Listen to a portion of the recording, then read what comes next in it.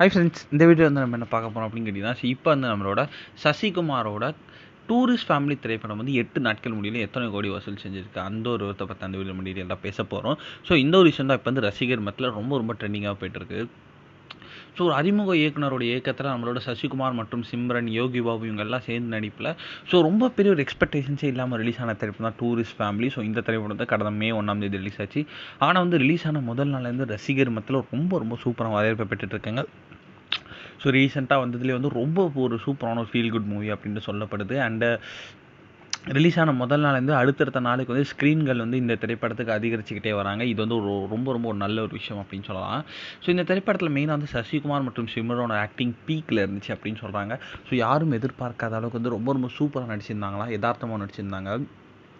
So மக்கள் மத்தியில் ரொம்ப பெரிய வரவேற்பை பெற்ற நம்மளோட டூரிஸ்ட் ஃபேமிலி திரைப்படம் 8 நாட்கள் முடியல கிட்டத்தட்ட வந்து 30 கோடிக்கு மேலே வந்து கலெக்ட் பண்ணியிருக்குங்க. இது வந்து நல்ல ஒரு வசூல் அப்படின்னு சொல்லலாம். கண்டிப்பாக இன்னும் போகும் நாட்களில் எத்தனை கோடி வசூல் செய்யுது அப்படின்னு